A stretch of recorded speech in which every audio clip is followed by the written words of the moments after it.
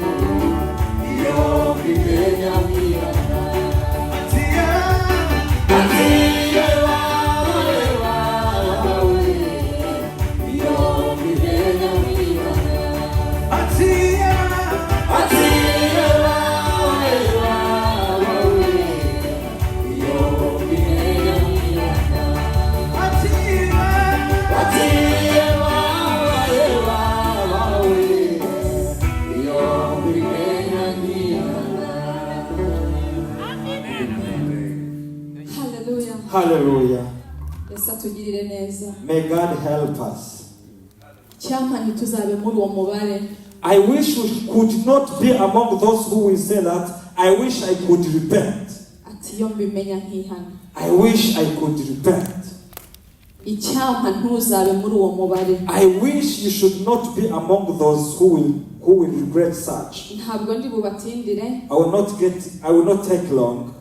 We heard a lot. You might have heard a lot more than me.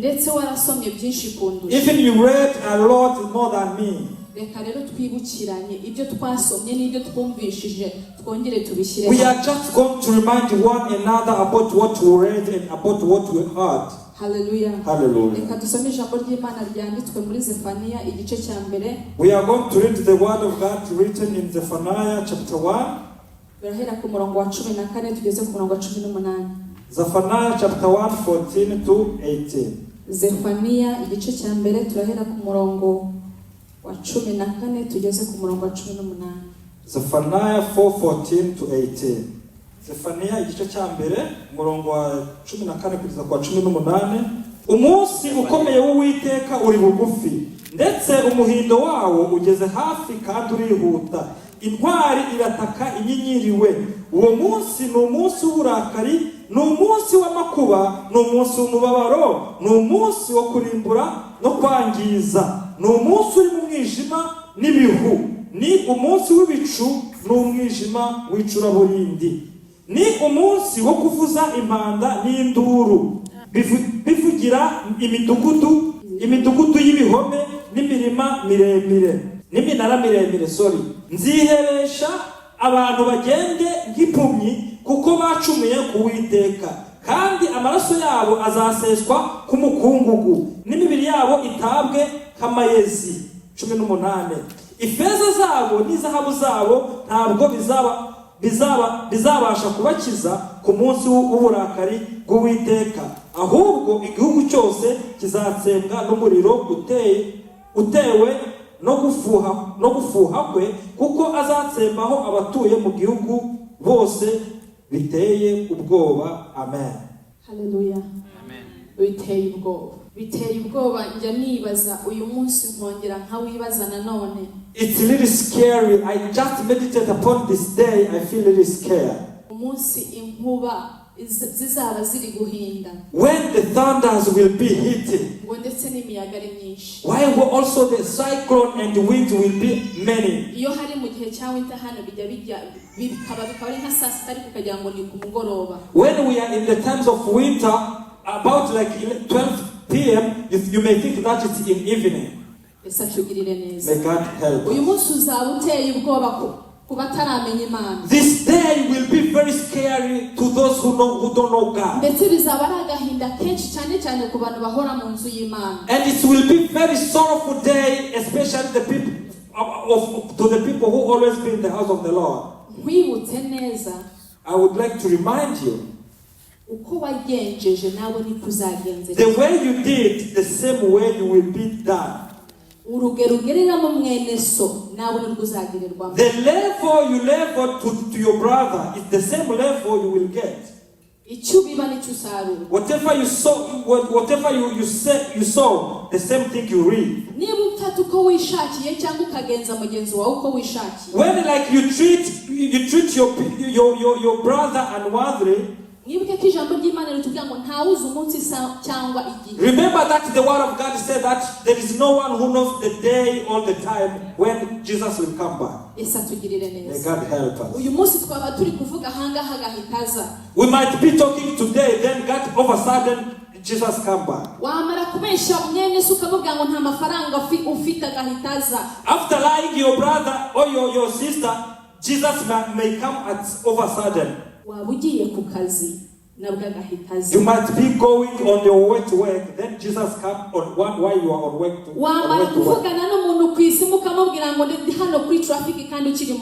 You might be like, after calling someone like that you are stationed somewhere, then Jesus comes after you lied. How ready are you? Why do we feed this body more than we feed our spiritual body? But remember that even today Jesus can come back. The signs of different wars we already seen it. The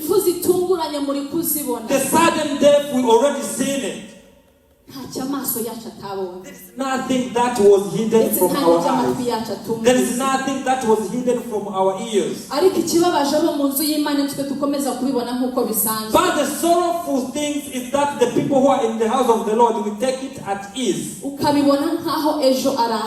think like tomorrow is ours. But remember that tomorrow is not ours. May God help us.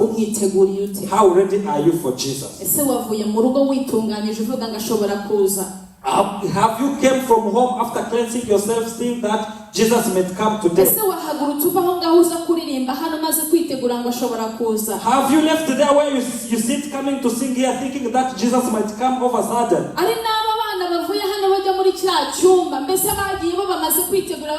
Even those kids who were there that going in the Sunday school, do you think that they are thinking that they are ready for Jesus if he comes today? Why do you think that your possession and who you are, you think like you are the master of those things? Get ready and cleanse your garment. Make sure the thing that can dirty can put a very dirty spot on your garment. Hallelujah. Amen. A young man might be here waiting to get a very good bride, but Jesus of a sudden come. A man might be in a maternity room ward, then Jesus of a sudden come. Why he didn't even lift the child that he but in Matthew they said that two will be together, but one will depart, another will stay. Where we will be in the church, other will depart, other will stay. People will be driving, others will go, but others also will remain. I would like to remind you and reminding myself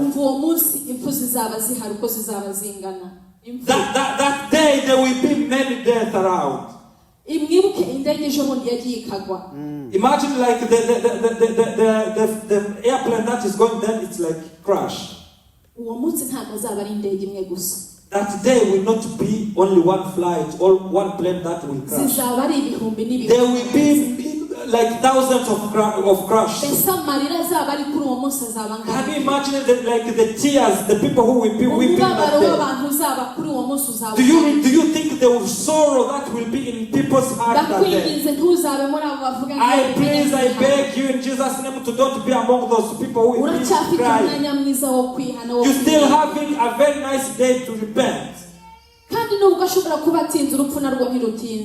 Even if Jesus is taking long to come, but remember that the death is just around there.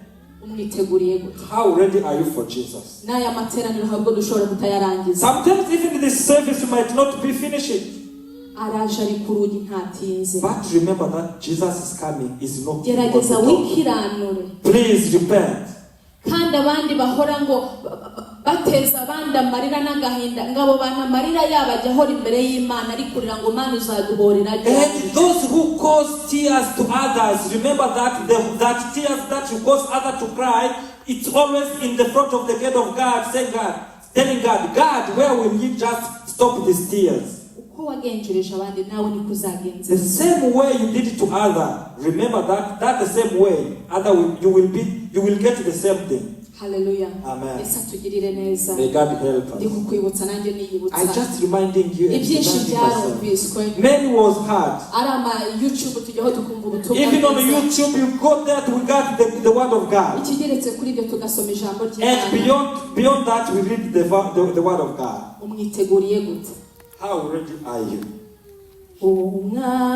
Magezi kwirembo yabambwe kumusaraba yaje kudukoranya we tuwane mw'ijuru kwirembo wari kwirembo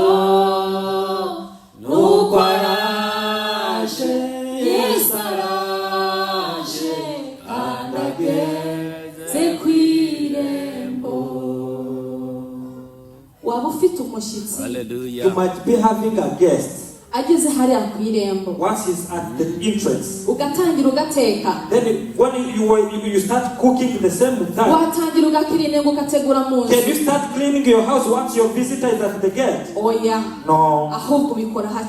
You do it before the visitor comes. Yes, remember that Jesus is coming, is at the gate. Yes, Jesus is knocking at your door. Don't think like you're still having fun with life. The word of God said like we are not ours so that we may do whatever we want. How do you gossip as if your mouth is your own? Why do you think what you do you think that you are your own? We are not our own. Jesus is knocking at your door. Clean your garment so that it may be always clean. May God help. I tell this the same way I tell myself. May God forgive us. Yes, like last time I was going home while we were talking about this with my kids.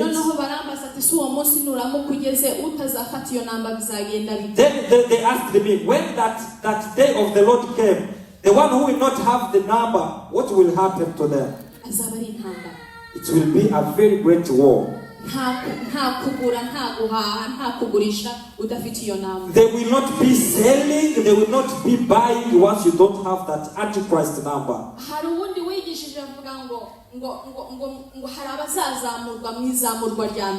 There are people who said that in the first rapture, and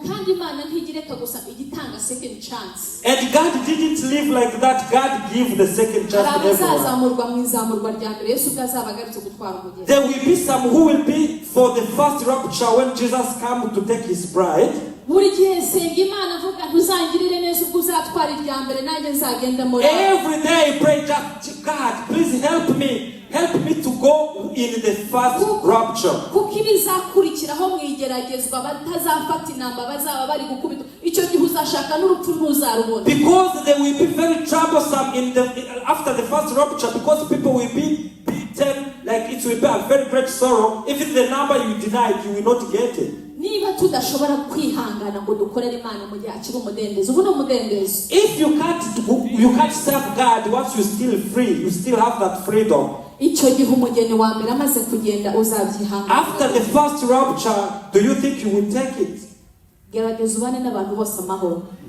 Try to live with everyone in peace. Ugerageza uko ushoboye ubane n'umuntu wese amahoro. Try your best you can to live with everyone in peace. Kuko ntuzi umunsi cyangwa isaha. Because you don't know the day or the time. ngo uwo munsi wa mbere abapfuye nibo bazabanza kuzuka ngo natwe abazaba tukiriho duhite tuzamuka. The Bible said the people who died first will be the first to raise up from the dead, and who will be alive will be transformed and meet Jesus in the sky. Yesu atugirire neza. Hallelujah. Ndi gutinya kuvuga haleluya kuko bizaba biteye ubwoba. I'm afraid to say hallelujah because it will be scared that day. Yesu atugirire neza kandi atugirire May God help us. Ese urumva muri wowe uwo munsi bizaba ari amina? How do you think like in you that day will be like yes Lord or amen? Hari igihe umuntu agusaba amafaranga ukavuga ngo ntayifite kandi uyafite. Sometimes people may borrow you some money, you said I don't have any money while you have it. Byaba byiza uvuze ati mfite ibindi bintu nabipangiye atari ko ninyabona nzayabona. It could be good telling that person, yes, I have money, but I have already planned for this money. There is no remaining. Ushobora kuzavuga ngo ntayo ufite agahita amanuka. You might say that I don't have money, then Jesus come of a sudden. Ushobora kuzava mu rugo watonganye n'umugabo agahita agaruka. You might come from your house after quarreling with your husband or with your wife. Then Jesus come the over. Ushobora kuzava mu rugo we n'umwana mutahuriyeho mwavuze nabi agahita amanuka. You might be quarreled with your kids without even like setting things safe, like then Jesus come over sudden. Nimweze imitima yanyu. Please clean your heart. Yakunda kuvuga ngo mujye mukorera Imana nk'abazapfa ejo. I always say like you better serve God as if you are going to die tomorrow. Reka twihute dusome mu byahishuwe 16:12. We are going to add to read Revelation. Dusome mu izina rya Yesu niba mutarahagera. Marayika wa gatatu asuka urwabya rwe mu ruzi runini Ufurate, amazi yarwo akamira kugira ngo inzira y'abami baturuka iburasirazuba yitegurwe. Usomye ko uhitume umenya makuru neza y'uruzi Ufurate. If you keep reading just down there, you will know that like this about this river Euphrates. Uruzi ruri mu bimenyetso byavuzwe. This among the signs that was spoken about, this river is among. Ngo uruzi nirumara gukama. When this river will be like disappear, Ruzaba ruri mu bimenyetso. it will be among the signs that uruzi ruri hagati ya Syria na Turkey na Iraq.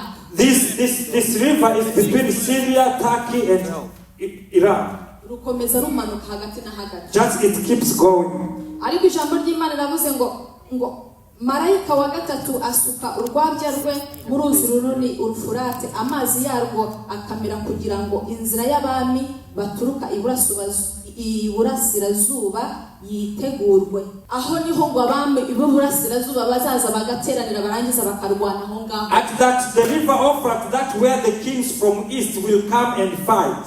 Sinzi niba wararebye amakuru ariko umaze kureba aho urwo ruzi aho rumaze kugera. I don't know, it's already dried up that river. Urwo ruzi rwamaze gukama. The river have already dried up. Niki kindi dutegereje kugira ngo twumve? What are we waiting so that we like get the sign? We've been taught several times. Twarabwirijwe kenshi. We've been preached several times. Niki dutegereje? What are we waiting for? Hari igihe mbivuga abantu bakambwa ngo nikubatera ubwoba. Sometimes I speak about these people, we say like you scare us. Ariko ntabwo ari ugutera ubwoba, no kwitegura. It's not to scare you, it's just so that you may be ready.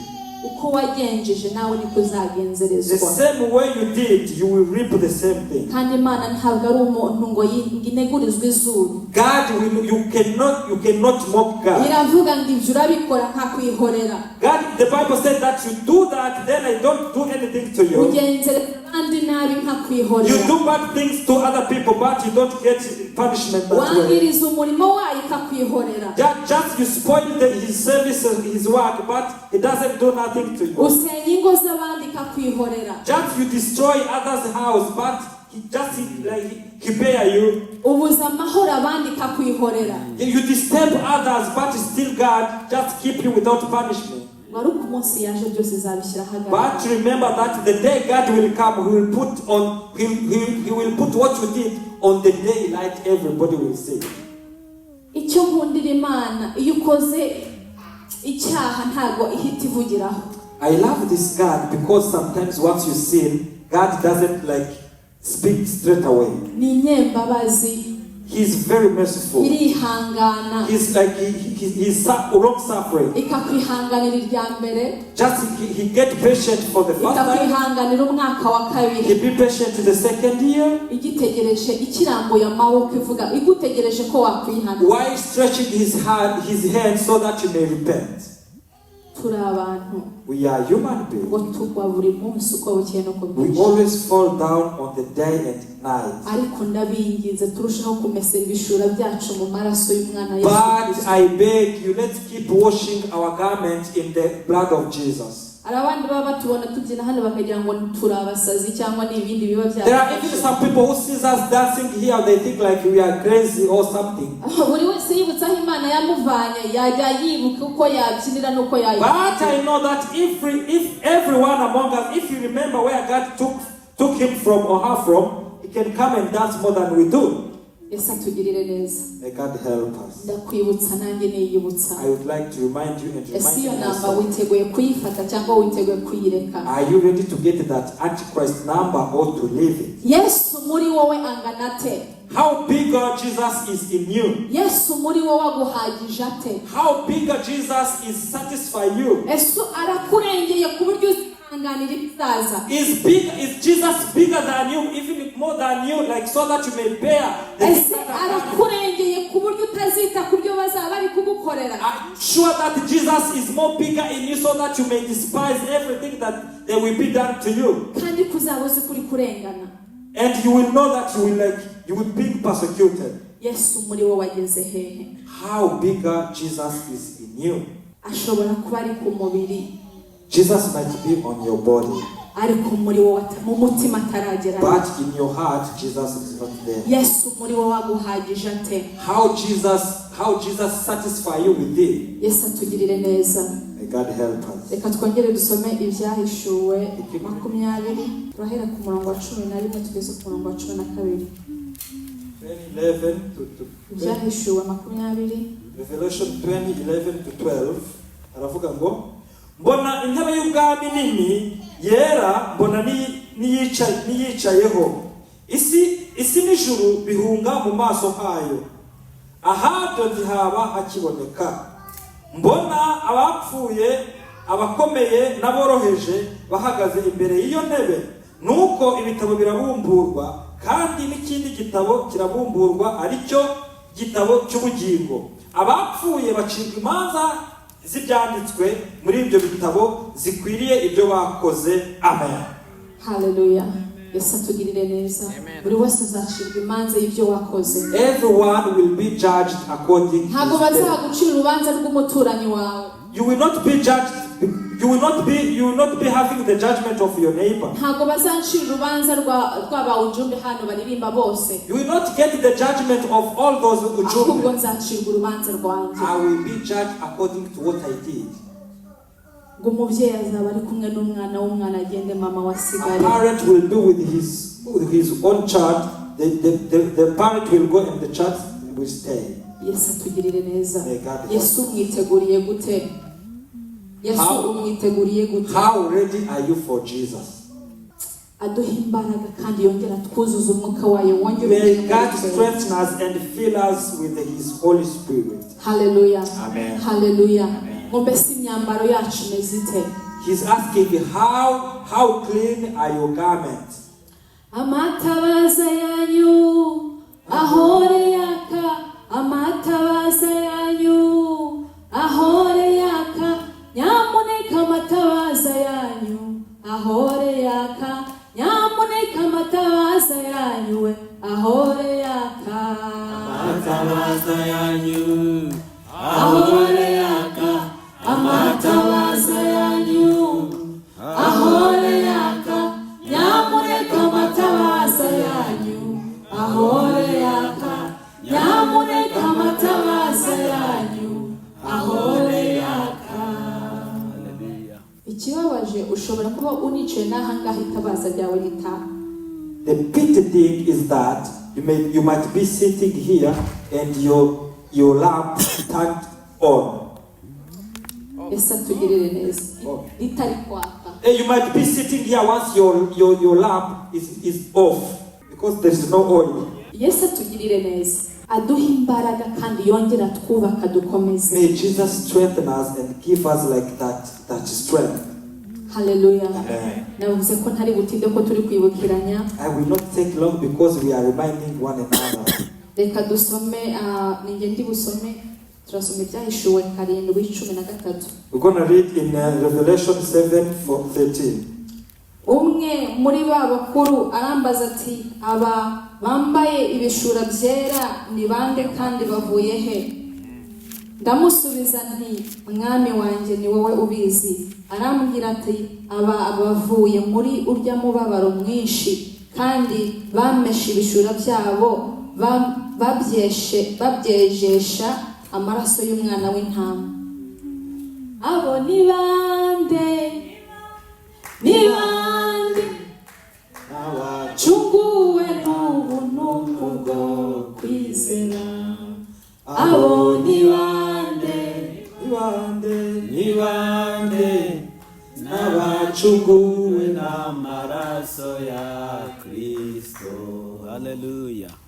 Ngi aba ni bya bizima 20 bazaba bari kubaza ngo bari abambaye ibishura byera ni bande. Those will be the 24 livings that will be asking, who are they?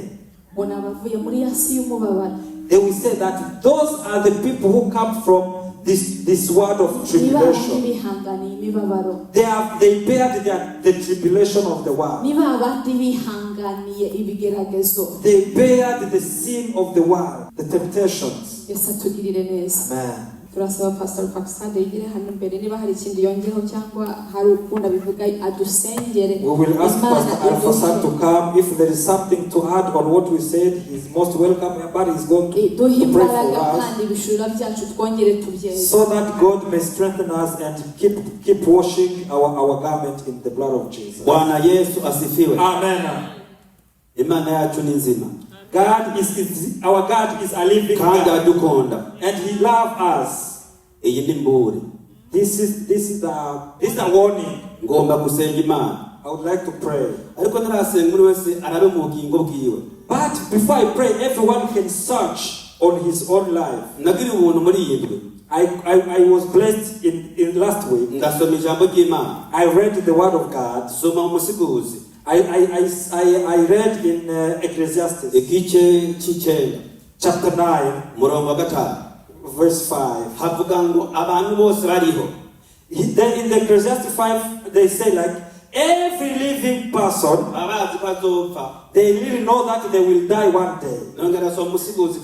I kept reading the same book, chapter 8 verse 8. They said that there is no one who is able to stop his dying day. Hallelujah. Amen. I kept reading in 1 Samuel chapter 2 verse 6. They say God, He's the one who makes people to live or to die. The question I have is this one. This pride, where did this pride come from? Don't fearing God, where does it come from? not having the time of reading the word of God. Where does it come from? While our last day is closer to us more than we can be. We see every signs. Corona was a very great sign. I have to say about that. As she talked about it. There is something big, you can learn Bible. You can read Bible. Then, if we didn't read the Bible, we didn't learn and we didn't read the Bible, what will be said before the Lord? They read for us all, without sometimes. They say like the river Euphrates will dry up. There are some people who don't know that this was written in the Bible. They start like they showed last time that it was drying up. This war that I've been talking about, just the wars around the world. Haven't you ever heard about the war between Iran and Israel? When I was a young boy, they used to say that Rwanda and Burundi fought one day. Those who were in Rwanda and Burundi, I think I was not even here. The person who was like afraid, like you could say it's foolish. The person who is not frightened by the war of Iraq and Israel, I think he's not wise enough. I tell you the truth before the Lord. The times that are coming are very tough, more than you can think. If anything happens, sometimes like this fuel may dry up. How will you get it here once there is no fuel? Even in the shop there will not be food. Let me tell you this. America is targeting just to burst the petrol bomb. And remember, those countries has the nuclear bomb. And they will say like they will bomb in a very big cities. Even in Perth, China said that, or Russia, or Korea. Israel, you have to know that Israel, they are with America. Even all the Europe. Even Australia at the time, the fear that we have, they will be having its own. Now the war of like religion is coming. Remember that Israel are not Christian, they are Jewish. Sometimes they are mixed up with Israel. Sometimes the people come to support those Israel. My dear people, we have to get ready. There is something fish that I see. We just see and we ignore. Who will be saved that day? Even though you will be fasting for 7 days, you will stumble. You will stumble, I tell you the truth. Sometimes I pray, but the thing that makes me, when I pray, when I already preached, when I was like, there are some days, even if you pray, even if you preach, sometimes you get yourself in a sin. That's me. When I was not intending to sin, but I find myself in a sin. Then there is someone we chatted last time, we thought, well, how will I do when the punishment comes? This stomach, it's really a temptation to me. And it's not like big for me, I'm just one. From your stomach you can be water. Get better, we clean our garments. I take this opportunity because I've asked for. They say, I thank God because I get this moment. I have to let you know. Let's stand up and pray. But even if it's like that, if you really want to repent, just you can. If you really say, you really think you have something you have to repent, you better come and hear me. I will not ask you what did you do, but you will kneel down and tell God. Otherwise, we pray and purify ourselves. Even when we started, we pray and purify ourselves. But if you really think that you did something that you need to repent, come and kneel down here. Just come and kneel down here. Then we pray for you. Then in the remaining will be getting strength. So that after this you go and live the life pleasing God. Yes. She spoke about everything. For me, I have just to pray. I have to pray through the word of God. This is scary word of God. This day is a very great day. There is no one who will save himself apart from the blood of Jesus. Only that person. I'm going to tell you the testimony. This is the thing that I always say. With the blood of Jesus, every sin is cleansed from you. The thing is just to accept it. And you plan to live it. Done. It's done. But if you stay living in it, then you think like we do the way you want, you will die before even you repent. Those who repented, sometimes you may be, it's getting tough to you. If you really need someone to give advice, just go and be advised.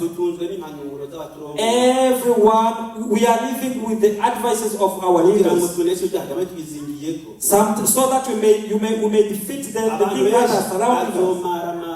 People in the day of the Lord, people will be ashamed. God will say that, go away, I've never known you. We're going to pray for this who are kneeling. And we're going to pray for the church through the word of God. We're going to pray so that the Spirit of God may open our eyes so that we may see. Let's pray. Tugushimisha ijambo ryawe rivuzwe Mana. Ni ijambo ry'ububasha. Ntawo ripinga ni by'ukuri. Ni ijambo ryawe ryanditswe muri Bibiliya. Ku munsi uhambaye uri hafi. Umusi w'ubuzinzi nani. Umusi w'intambara. Mu izina rya Yesu Kristo. Umusi w'amagorwa atari bwawe kufisa iremwa. Mana yanje. Ngaba bahunze uburake bwawe Mwami. Aba barahunze Mwami. Ubanyegeze mu kirita cawe. Bahe kunesha ibyaha. Bahari ibyo bakoze. Baravyemeye ko babizi. Baravyemeye ko atazobisubiramwo. Ndabasenga ngo baharire. Ubashoboze kutazobisubiramwo. Mu izina rya Yesu. Ubushobozi bwa Mpemu Yera mwabeko. Uhereye none. Weko abasha gose. Bari gutera intambwe mu gakiza. Mu izina rya Yesu Kristo. Ubahe kwirinda. Mana ubashoboze. Ijambo riko rimbwira ngo nta ushobora kubwiwe kwirinda ngo ntagwe. Mana ubashoboze. Ubarinde ntibagwe babandanye sengeshe mu gihe Mwami uko twese duhagurutse twumvise ijambo rya Mwami ndasenze ku ijambo rya twumvise rigira ikibanza mitima yacu twebwe twese ridushoboze kwirinda ibyaha riduhumura amaso tubone gihe kigeze duhindure twagenda bigere twakora igihe twavuga mwana w'Imana nzima abagoga no kubesha ubashoboze none nibongere kubesha abagoga no kwirata mu izina rya Yesu bereye none nibongere kwirata mu izina rya Yesu Kristo abateranya abandi bereye none Mwami kubw'ijambo ryawe rivuze nibateranya abandi abasambura ingo z'abandi mu izina rya Yesu Kristo kubw'ijambo ryawe rivuze bereye none nibasambura ingo z'abandi mu izina rya Yesu Kristo umuntu wese byamwizingirako bimwe dukora tutashaka bimwe bito bimwe byo mu vyumviro mu izina rya Yesu utungura amaso yacu yihweza abone, udushoboze kubivamwo no kubireka duhinduka abantu bashasha. Ndasengishe ngo mwami ngo uri mu muriro wa mpwemu yera ibe mu muvyuro mwami, turi umugena bwo gusanganira aho inzambi izovugira mu izina rya Yesu Kristo. Tubeho mwami twiteze ko inzambi ivuga umunsi isa tutazi. Urakoze kutugirire neza mwami wanje Yesu Kristo. Tugihagaze kandi abagwaye nubakize, abameneka umutwe nubakize, abaribwa mu nda nubakize mu izina rya Yesu Kristo. Turanse n'ibisata by'indwara za diabete turazanse mu izina rya Yesu, za hypertension turazanse mu izina rya Yesu, ibi byago by'ugihe cy'iherezo turabyanse mu izina rya Yesu, imisonga turayanse mu izina rya Yesu Kristo, ibyo guhema nabi turabyanse mu izina rya Yesu. Bimenyekane gukora mwami, niko watubwiye ngo nudoduteza indwara n'isezerano cyawe babwiye Abisirayeli, natwe nitwe bishemeje mwami duhagaze mu cyanditse muri kino gihe mwami. Haleluya, ndagushimiye kudukunda, ndagushimiye kutwitwararika mwami. Ijambo twumvise rigira ikimazi dushoboze ibyo tutashobora. Urakoze mwami kugirwa natwe mu izina rya Yesu umwami n'umusabye nizeye, amen.